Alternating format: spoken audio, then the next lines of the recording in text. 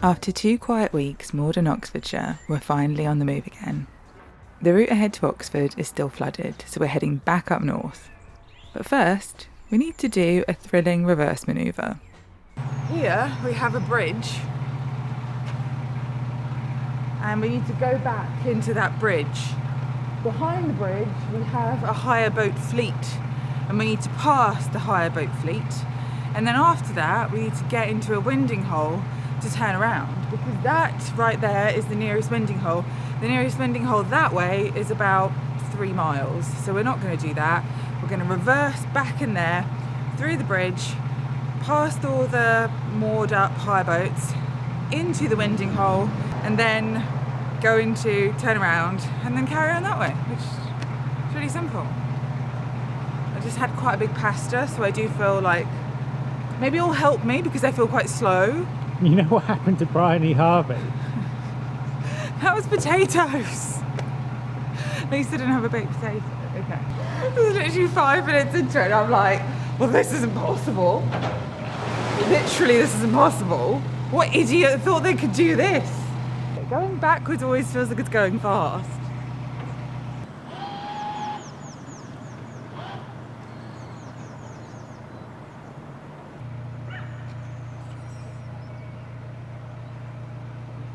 How do you feel about the turn? So what happened there, to recap, is I started trying to turn it. I reversed to the turn well. You did very well there. I reversed. We have footage fine. up until there. Good. And then it stopped because after that there was nothing to be proud of. So I reversed back to the point, and then I had a bit of a dither because I couldn't decide if I wanted to take the winding hole front on or reverse into it. And so I just sort of dithered, doing neither for a bit.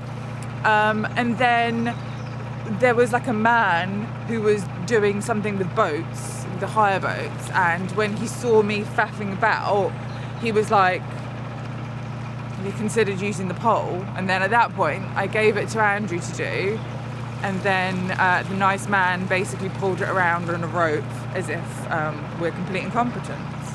Would you say that's accurate?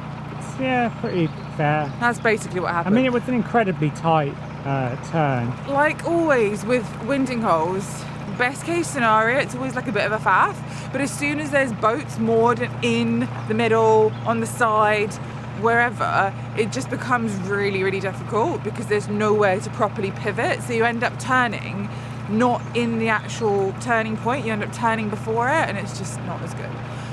But the main point is, we've done it. I mean, it went fine. It went fine. It was the guy who helped us was just very helpful. It was slightly undignified, but the point is we're now on the way forwards, and we're putting a huge amount of faith in the CRT, because the CRT said that they would finish the work on this lock today at 4, and now it's 4:35, so I expect them to have finished up, cleared off, and for the lock to be open 35 minutes after they said they would do it.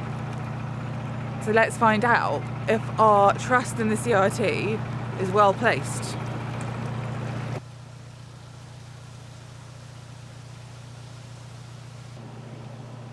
We had to briefly stop traffic at a lift bridge, which is always a bit stressful because you feel like you're putting people out with your random boat frolics when they're going about their busy lives. But luckily it went without incident and we were on our way. I'm reflecting on the last 2 weeks. Lower Heyford, review it. It was nearly the perfect mooring. Great facilities, amazing train access into Oxford, which seemed really lovely. But the internet was non-existent. And that's really weird because almost everywhere we've been since we got the setup with our pointing aerial and the 5G modem, we've had good internet pretty much everywhere, or passable internet, enough that I can run a web server even, and it's all been no problem. But here it was awful, absolutely awful. I think we were pulling about 12 to 24k down. It was literally reminded me of dial-up modem days, which was pretty hairy. So my review is probably a 4 out of 10, which would be a 9 out of 10 if they just got 5G, or if you don't use the internet at all, then it would be a great mooring, you know, 9 out of 10. Yeah, I think if you don't use the internet at all, if you're wanting to have a digital detox moment, that would actually be the perfect mooring, because it had a little shop next to it which had all the like usual basics, little chandlery, so you could get coal, you could get wood, water was like literally just behind us, so you could get water at any time. It had everything. It even had, in the next village, a little cafe, really nice place for coffee and cakes and stuff. Just had it all, but the internet was unusable. If you're getting a bit tired of our constant going on about the internet connection, then don't worry, I can confirm that we've since sorted it all out. But this was actually the first time we got stuck somewhere where it was really a problem. Ordinarily, we would just move on. What saved us was we were able to rig up this very high-tech height extension for our antenna using a broom handle. An incredibly kind boater lent us a parasol base for this, and the extra elevation made it just about possible to pick up 1 bar of 4G signal. But back to the other thing that we've also been going on about since we've been on the Oxford. I'm sure I've mentioned by now that the floods and the water levels and all of that has been a big issue for us while we've been here on the South Oxford. And that's basically what's prevented us from going into Oxford further, because having checked it today, it just shows no sign of getting better at all. So unfortunately, we can't continue on, and we just have to start shimmying back again, because it could be months. I think people were saying it could be like another month or two like this. So, but yeah, I mean, this is pretty crazy, because it's just the towpath is practically underwater. So when we went to Lower Heyford, our plan was actually to spend 2 weeks working solidly, but work requires the internet, so we had to completely change our plans.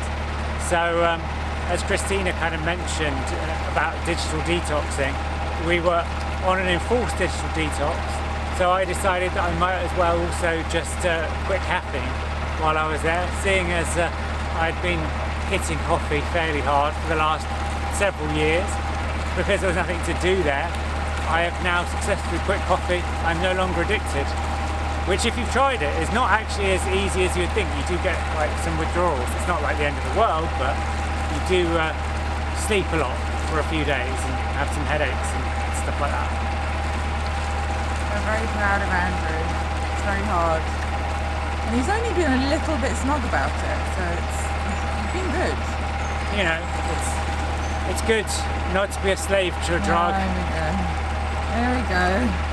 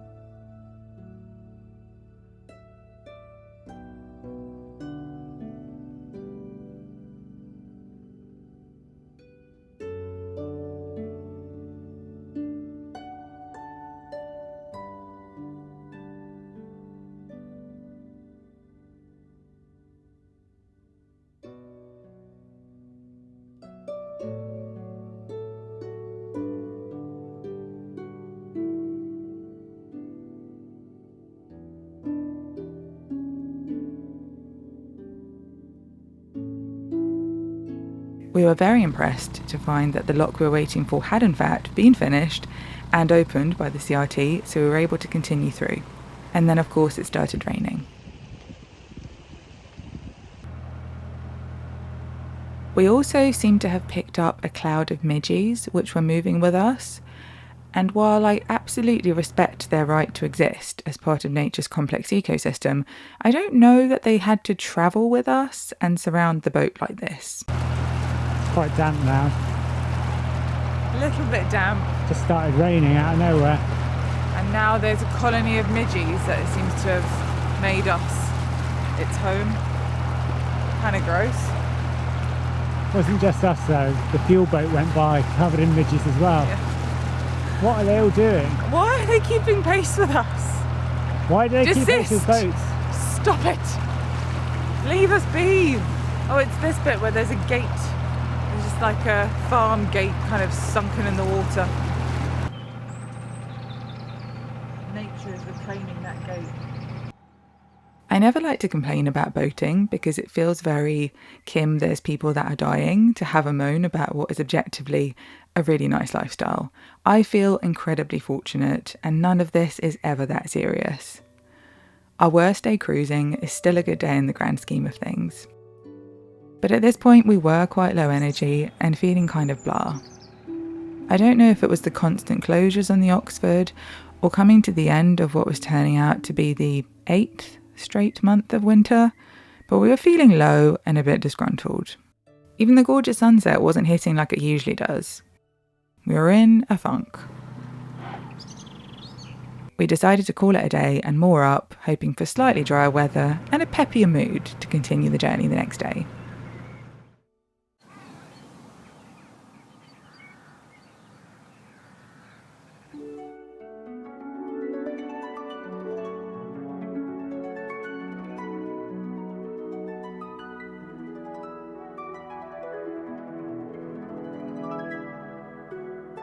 From the air, you can definitely see the extent of the flooding in this area. This is our first time here, so I have no idea what's normal. Maybe it's always like this. But the winter had been so relentlessly wet, and that rain has to go somewhere, and it seemed to be standing in the fields. So it's no wonder that the canal was constantly flooded as well. Good morning. It's a nice day. Feels slightly like spring today. Probably isn't. It's actually quite cold, but Cold spring. yeah. We're continuing to work our way back up the Oxford Canal towards Banbury because I have a job in London in a few days and there's a very convenient train station there near the canal. A lot of my work is done from home, but sometimes I do go out into the real world and interact with real people. And in those times, I really appreciate that the canal network is often very closely aligned with the train network. With a little bit of planning, I'm never too far away from a train to London or wherever I need to be.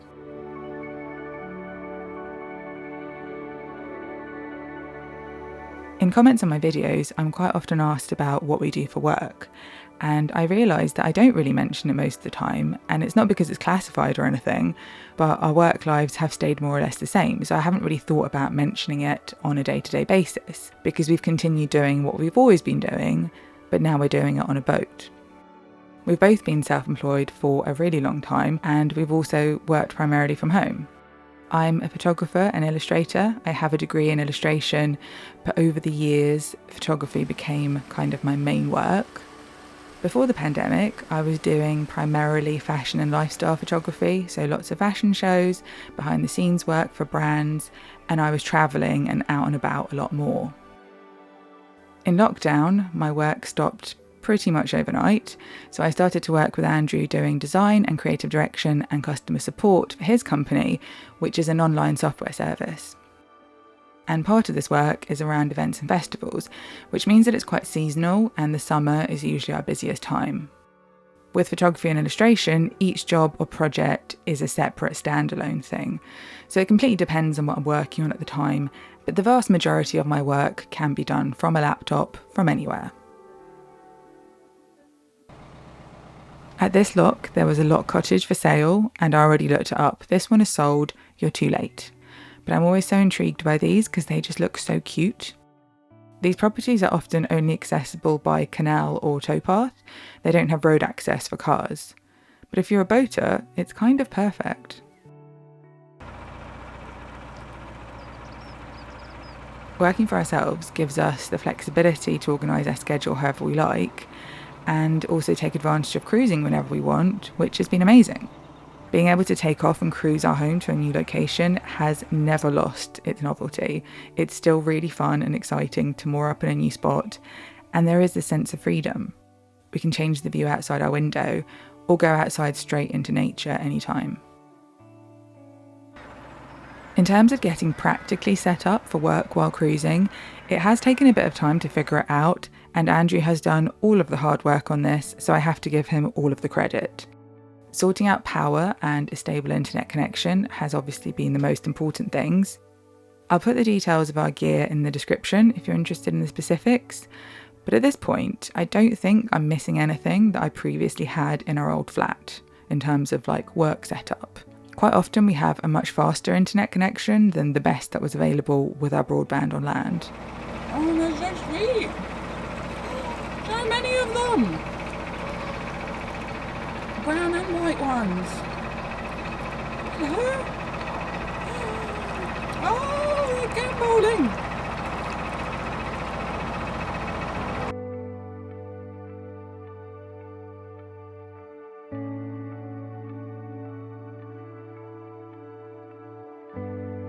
We got to Ironhay Weir Lock, where we were on the lookout for issues.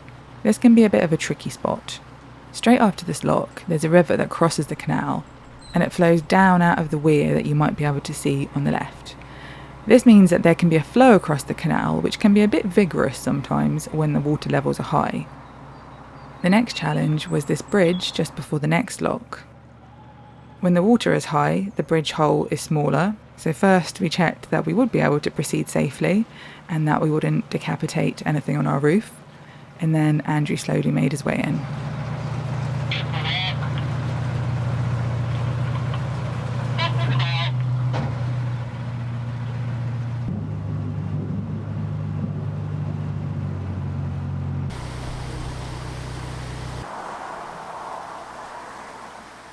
So we've done the weir. We've done the dodgy lock that was almost on reds, but it wasn't on reds. It was a tiny bit on yellow. Yes. Safety first. We've done the tricky locks, and now there's just 2 more locks that should be easy, and then the lock at Banbury. That's it. Should hopefully be nice and simple. Nothing else to report till we get to Banbury, we hope. In the summer season, this is a really popular cafe and farm shop, which obviously I love, and this would be a really nice place to stop, but unfortunately it was closed when we passed both times.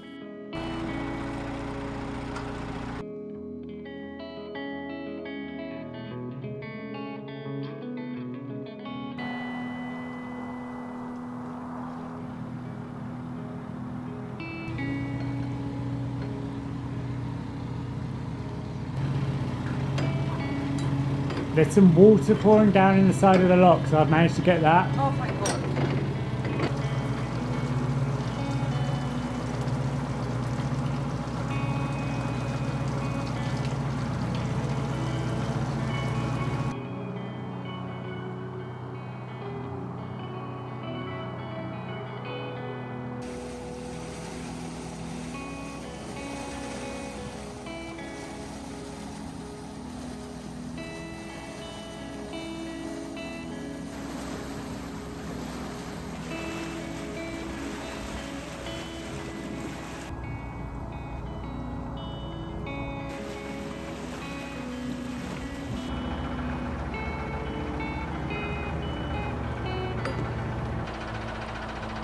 When we were planning the journey to Banbury, we gave ourselves a bit of leeway, just in case there were any closures or antics on the way. But since everything was going really well, we decided to moor up near King Sutton because we hadn't stopped there before and it looked like a nice spot and we had the time. Hello. We're in King Sutton.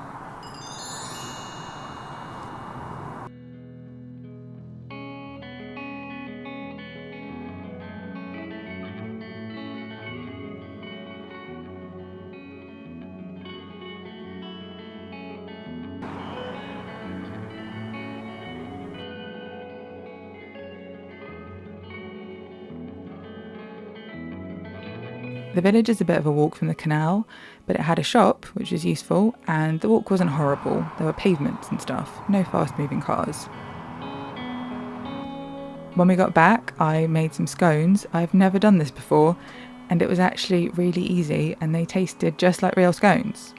Highly recommend.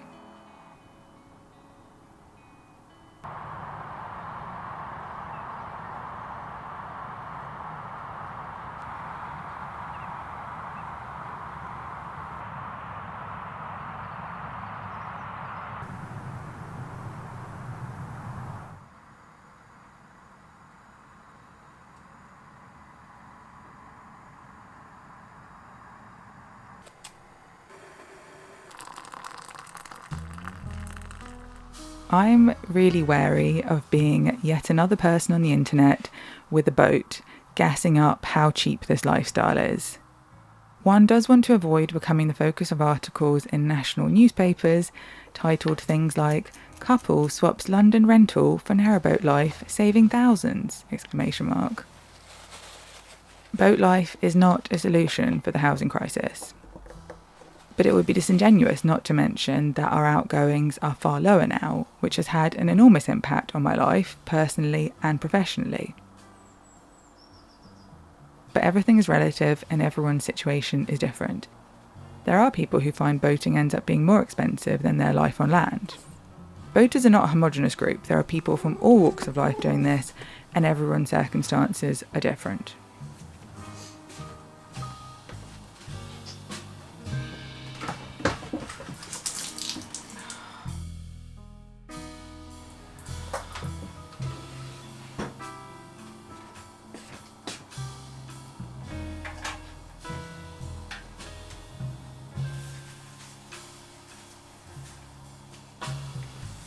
But for me, because my income comes in irregularly, this slightly more chaotic lifestyle has actually brought me more stability. I think it's just a good fit for the way that I live and work.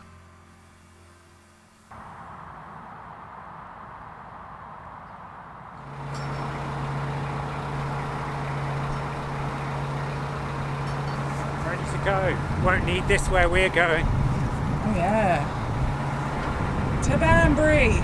And our short stopover in Sutton, which was quite nice.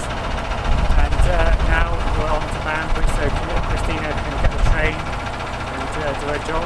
And this is a Tuesday cruise, so we're just doing it in the morning and then potentially just going back to work. So And it's windy. it's quite windy. It's only an hour. 1 hour, 2 locks. It is quite windy.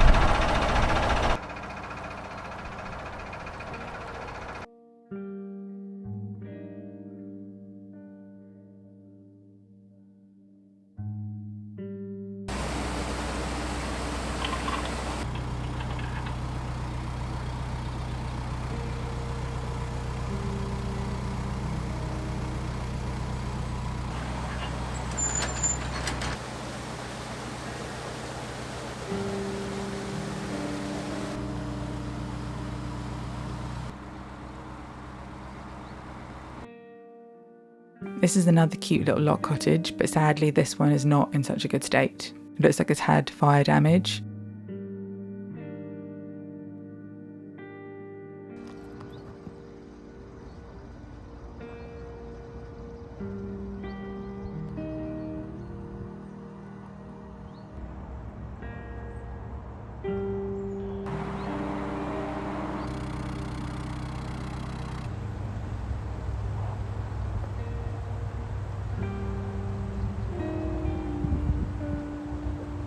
Because of all the recent rain, there was loads of stuff floating about in the locks, which can get stuck in gates and make the locks hard to operate properly. So Andrew dragged out what he could with a boat hook. And once we were out, we thought we'd better check our weed hatch for any stray rubbish we might have sucked in while we were in there. So as you will have seen, there's a lot of weed in that lot. And now there is some weed in our hatch because I saw it. Saw it get sucked in. Oh yeah, there's some weed. There's weed in there, alright. See, if they didn't call it a weed hatch, maybe it wouldn't attract weed. It's manifesting. Yeah, it's like it thinks its destiny is to get weed in it, so it's like... It's working so hard to get all the weed in.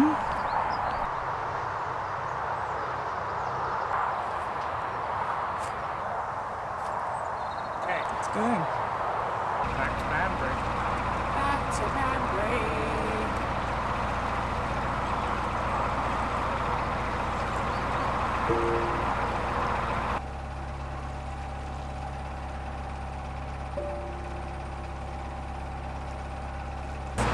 What is in these doors? And this one, the handprints. There's no need for that kind of thing. It's sinister.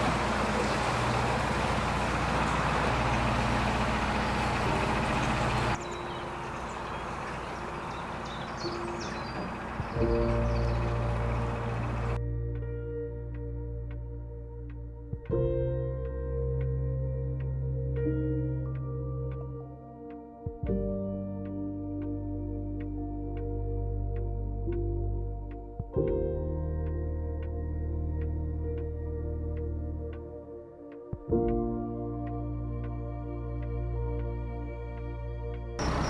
found him.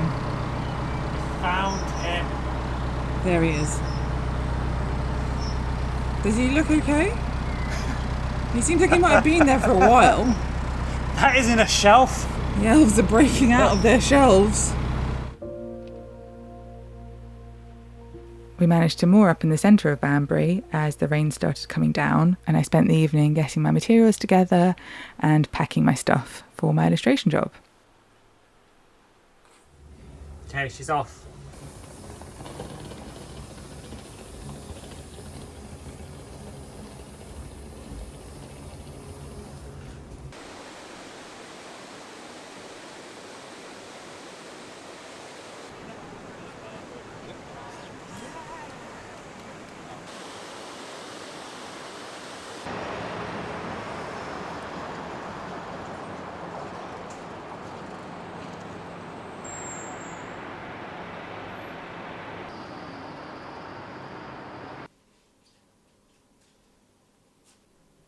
I'm coming to you from London today. I've just got here. I'm staying at my friend Abby's absolutely beautiful apartment. This is her meditation room. I mean, unbelievable. I am doing an event tomorrow evening, a live illustration event. I'm going to be drawing portraits of people at, it's like a store event for a fashion brand. I don't know how much I'll be able to film because I'll be doing the thing.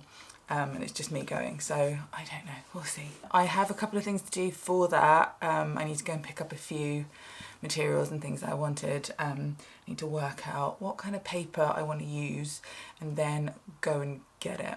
So I'm going to hit up a couple of art shops today. I've got a very packed schedule. So today, picking up things, running errands, just finishing stuff off. Then I'm going for dinner with my friends this evening, which will be really nice. And then tomorrow, I was going to go for lunch with my mum, but now I'm doing that the following day. So tomorrow, just prepping for stuff. And then the event's tomorrow evening.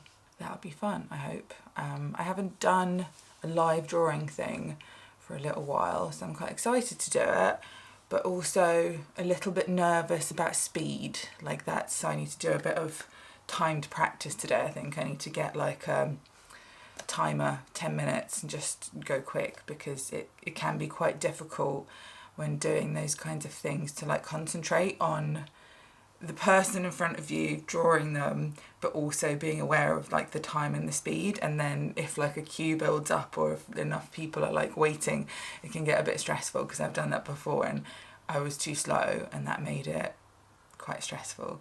So I'm gonna get the speed sorted. That's the plan. It's insanely hot in London today. It says 15 degrees, but it's going to be 17 today. And I got incredibly hot walking here. I'm dressed like it's winter. I should have brought a jacket or a blazer or something, but for some reason I didn't think that's what the weather was doing. So it's taken me by surprise. But on the plus side, it's an absolutely beautiful spring day today. And it's so nice to be in London just as things are starting to blossom, starting to bloom. And I'm so happy to be here. So I think what I'm going to do is actually go and get some sushi today, because I've been gagging for sushi for several days. So I think I'm going to go get the stuff that I need, probably walk down to like Soho, and then there's a really nice sushi place that I used to go to all the time. And that's quite good value. So I'm going to go sit in there, maybe read a book, eat some sushi. Have such a nice day. Abby's apartment is in an unbelievable location, and it looks out straight onto King's Cross and Pancras, and you can also see the canal from here, which when I came to her housewarming I was really, really excited about, because if we come on the boat you could literally see where we'll go and like where we could. I don't think you can moor here, maybe just at the end, so you can see all the way to like the moorings by Coldrop's Yard, and that's really exciting, because I think it's really wild that we could be here on the boat and our boat would just be there, like I could see it. That's insane. but I hope we can do that soon. We're potentially thinking of doing it next. Like once we're done with this leg, once we're off the Oxford, we're thinking that might be the next stage. But I don't want to hard commit to it because you just never know. Like, you never know. It might be like 2 weeks later and we'll be up north or something. So who knows? I need to get my fringe trimmed. I'm gonna go. It's so peaceful in here. It's like, why does every house not have a meditation room?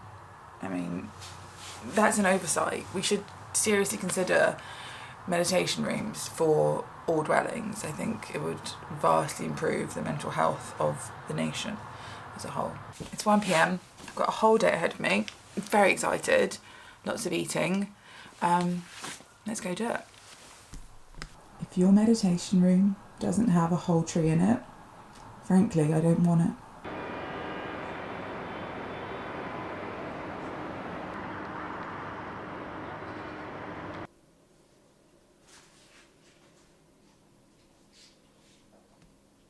So right there is the canal. So all of this is long-term moorings. It's like a cruising club and long-term moorings, which are A, incredibly expensive, and B, impossible to get into. I think they have like an endless waiting list. I don't know how you get in there, probably bribes. But that boat up there, I think, is just on a normal lock landing. And then over there, I'm doing a great job on my hand here. Over there's the lock. Is it St Pancras lock? Fact check that. And then over there is the beginning of the moorings. So I have never seen a spot there in my life ever. I've never seen like anywhere being a spot there, but apparently they exist because those boats are there. And then if you continue on round the corner there, so like behind all of this in the distance over there is the eco moorings, which you can book. So I'll probably walk down there later so I can show you that. But yeah, if we actually came here on the boat, we would be coming here from Camden on this side, along here and going into that lock. I mean, how insane is that? I can't believe it. And over there, you have King's Cross and Pancras. And like London in the background. Like we could just be here on our boat. Like it's surreal. I don't understand it.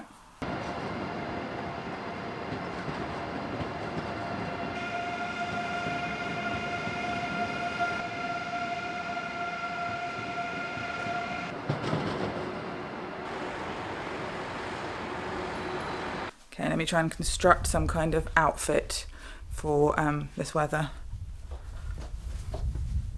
It's delightful weather. I mean, no complaints. Do not be thinking I'm complaining about it being 17 degrees. I literally could not be happier. Okay, I'm going coat. I can't do it, even though it's 17 degrees. What if I get cold? Coat and t-shirt, because my thinking was I might not come back here before I go for dinner, depending on how long I faff about. And then I'm leaving at like 10 p.m, then I'll definitely be cold. So, coat. If in 5 minutes I'm complaining about being too hot, no I'm not.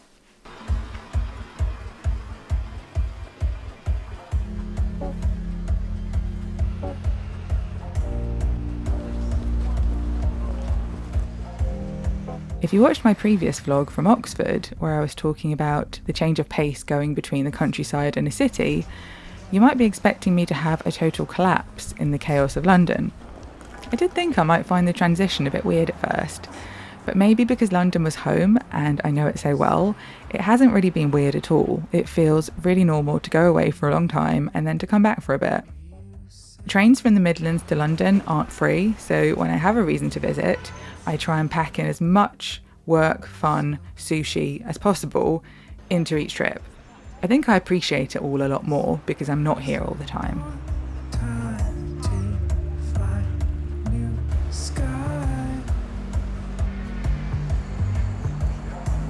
First stop was Cornelison, one of my favourite art shops. I always like to pop in here anyway, but today's mission is to pick out paper for my live illustrations. They had a few of my favourites from Archers in stock, so I thought I'd go and have a look at some others before I committed.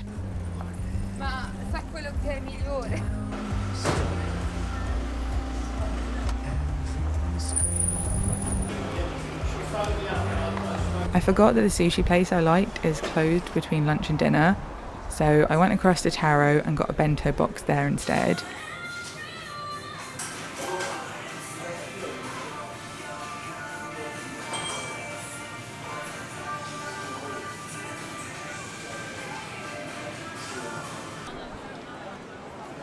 On to Covent Garden, to my other favourite art supply shop, London Graphic Centre.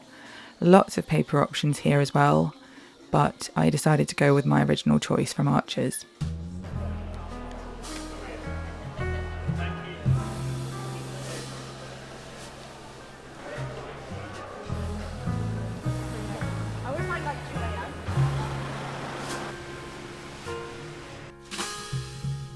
I was running early for dinner for once in my life, so I popped into the big Waterstones on Gower Street and I picked up this anthology of John Clare poems that I'd been looking for.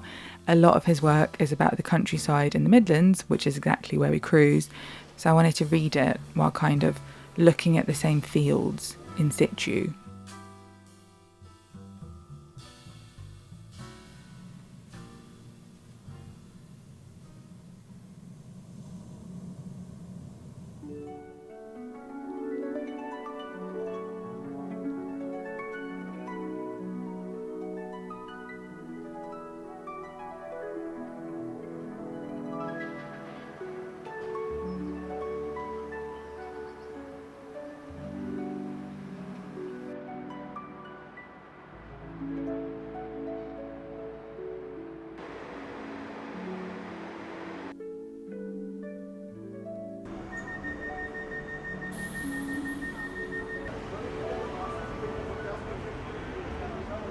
It's Thursday now, so it's my second day in London, and I've just come back from my job that I did, which was like a live drawing illustration job. I'm wearing very loud trousers.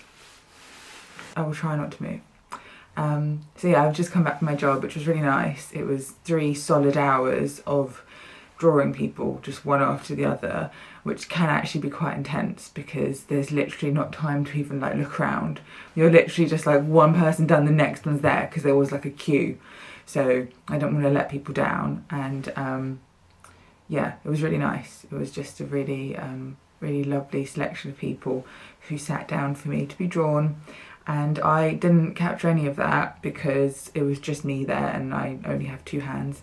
But yeah, it's really nice kind of to do something like that as well, where like you just kind of give it away and it's gone and it belongs to that person now. It's nice, you know, it's going to be in their house or something. It's quite a nice feeling.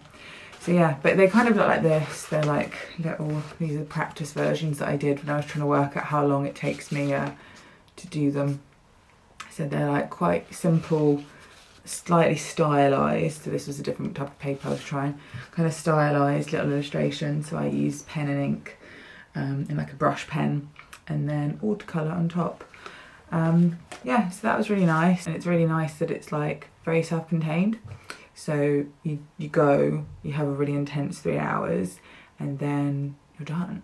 So it's kind of magical, because usually if I do like a photo or any other kind of job, you come back and you do all the editing, whereas here it's like, I'm finished. It's nice. So yeah, so that's my main work thing that I was here to do done. I've got an M&S mac and cheese in the oven. They have a ultimate mac and cheese or something, so I'm very interested to see how much better it could be than their normal mac and cheese, which was already pretty good. So that's pretty huge. And then I'm just going to sit here, hydrate, and then sit here very quietly, because like 4 hours of talking to people like intensely one-on-one is a lot for me. So I need to like decompress probably for an equal amount of time. I'm here alone. I'm not like being the world's worst guest. Abby, my friend who I'm staying with, is out.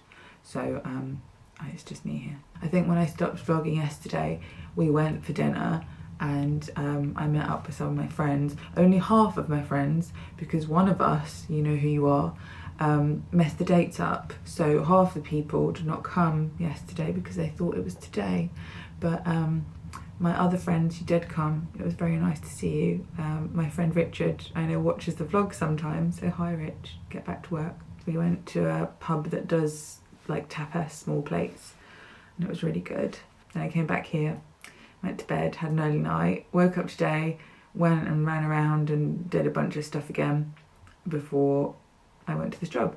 So you didn't miss much. I was just out in King's Cross, then I had to go and do my job. So tomorrow I am going to lunch at Bow, which I'm really looking forward to actually. I really want to go and eat there. It's the King's Cross one, so it's very convenient. So maybe in the morning I'll go for a walk, have a look at the canal. Every time I'm here now, I'm like, I want to go look at the canal, because I'm really fascinated by like how the hell people moor here. I don't quite understand it. It seems quite mysterious, because the boat that was here yesterday that I showed you, that I said, oh, they must be on like a lock landing, they're still there. I'm like, that can't be moorings. It's right before the lock. There's no other boats there, but there is that one boat. They're still there. Maybe they're broken down or something. Maybe they've got some kind of issue. I don't know. It's none of my business. But I walked around the other bit around Coldrop's yard, and it's so insanely busy over there. There are boats triple moored on like a corner, but I just don't know the logistics of it. I mean, I know people talk about the like fabled thing in London is that people are swapping places. So by like cover of night kind of thing, once night falls, like people who are friends or whatever who have two different moorings, like swap places. But I don't know, that seems like a logistical nightmare, because what, like, if someone leaves and the other person hasn't arrived yet and we're there and we just slide into that space? I mean, it's a nightmare. I don't know how anyone ever does it, but I don't think we could just rock up here and moor up randomly. We'd have to go on those booked moorings, because like, how would we ever find a spot? I've had to talk to a lot of people about the boat today, because once people know that you live on a boat, because it says that in my Instagram, so like when people followed me, they were like, oh, a narrowboat. So then you have to explain to people about the boating, which is always quite fun. And it still always just cracks me up, because everyone knows about mooring. Everyone's like, oh, where do you moor? I'm like, I don't know if I knew the language. Like, I don't know if I knew about mooring before I got into the boat. I got into like boats in general. Like, everyone's always just like, oh, where do you moor? Like, people know about the 2 weeks and everything. People know quite a lot about boating. It's quite interesting. I didn't know anything. But maybe it's just common knowledge. Maybe everyone's just au fait with narrowboating more than I was, ironically. I am very tired of talking now, so I'm going to stop and go and eat my mac and cheese. If the mac and cheese is particularly special, I will report back. If I don't report back, it means it was just fine. Goodbye. Okay, this is it. This is the mac and cheese. Okay, yes, it is their best mac and cheese. They're absolutely right. It's miles better than their basic mac and cheese. It is actually a really good mac and cheese. Like, crispy topping, good, like not too liquidy. It had like a good, yes. It had like a larger sized pasta shape than a lot of like cheaper mac and cheeses, which I think gave it a good balance of like pasta to cheese. But yes, as someone who would consider themselves a bit of a mac and cheese connoisseur, that actually was really good, unfortunately, because it's extortionately expensive. Now it's time for me to sit quietly. Goodbye.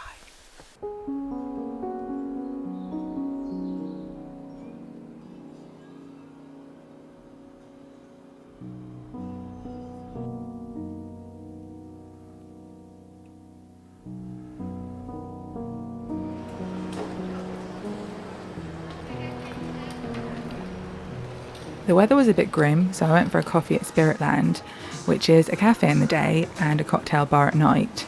They play vinyl on this really intense sound system, and there's a podcasting studio right in the middle, so I watched some people record a podcast while I did my little to-do list and had a coffee.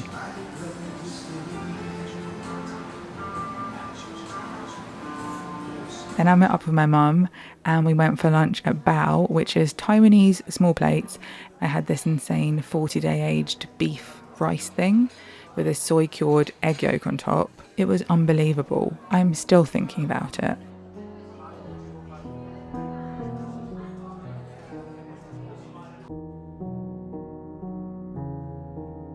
Then we went for a stroll around the shops in King's Cross.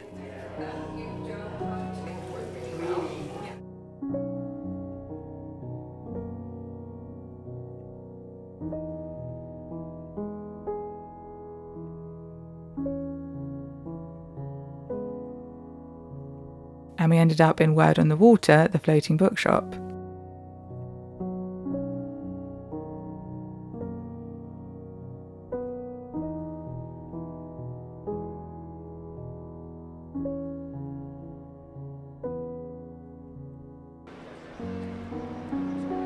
And then it was time for me to head back to the boat.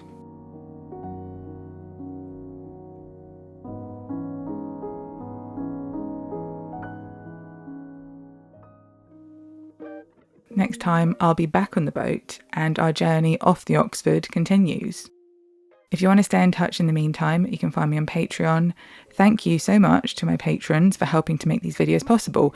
That is an entirely optional extra thing that you do not have to do, but your support means so much to me. I will see you soon. Goodbye.